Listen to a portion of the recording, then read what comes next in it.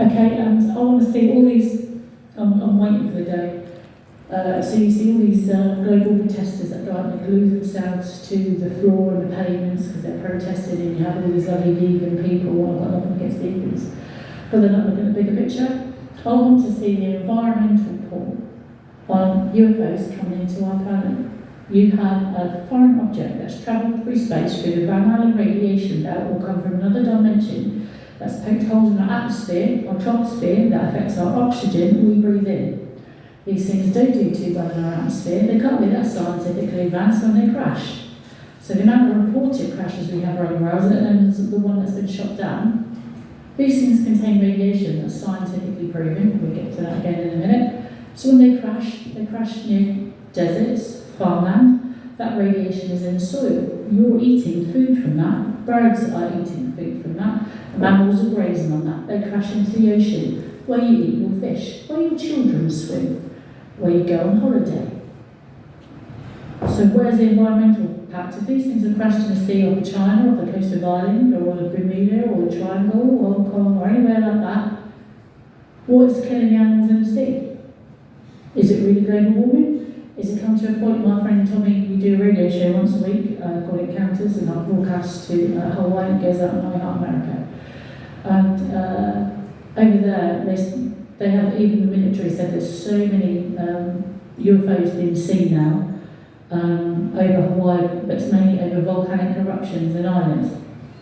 Now, if these things are crashing over there, let alone the damage they're doing, where's the environmental impact report of people living there? All these people dying all over the world of famine and starvation. If they test the ground, test the sea, where's the environmental report? I can't see people saying don't swim in the sea, don't eat fish, don't eat tuna, don't go in the desert, don't bring crop surplus fields, where, by the way, all the farmers plough your Weetabix and you have all your lovely vegan food ploughed from. Has that been tested? It just makes you think, where are the protesters now? Where's the governmental environmental report on that? Okay, other evidence. We're just going to briefly touch on this. So other evidence you can look at. So the actual true cost of alien abduction is death. There's been reported many cases. The biggest cases of death, I think now, as Tony said earlier, between last year and this year, I think it was Brad Cameron, someone else came forward to say that. I think it was China, the United States, Brazil, France, the UK, Russia and another country are keeping tallies of all UFOs that's shot down. So we know that they're real because they're keeping tallies of what they've shot down. And Russia's total was 2. They said it was an explosion caused by a missile, so what the tally is. But there's an incident called the Canaris Island incident. I don't know if anyone's ever heard of that. Look it up, I suggest you look it up. And what it was basically a UFO invasion. They had 2 governments. What it was, it's a little island, not far off the coast of Brazil. And poor villages there, no Wi-Fi, no telephones, no nothing. And there was an American nurse just after the war. It was on the island, there's no other medical care, no hospitals, no facilities, nothing.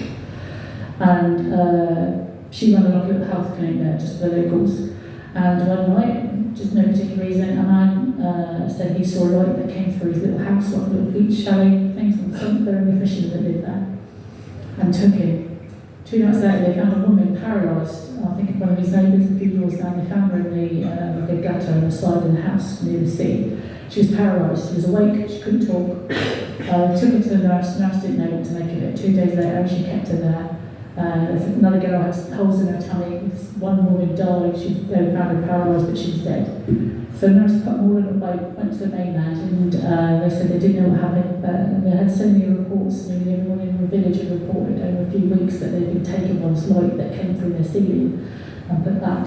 The military were dispersed there straight away, and they were there for a year, shooting down objects. They couldn't stop the abductions, and I think it was 22 human lives. They didn't report how many military, that was how many locals died. 2 of the bodies never got back, that were taken to the mainland in hospital. But you can check all that out.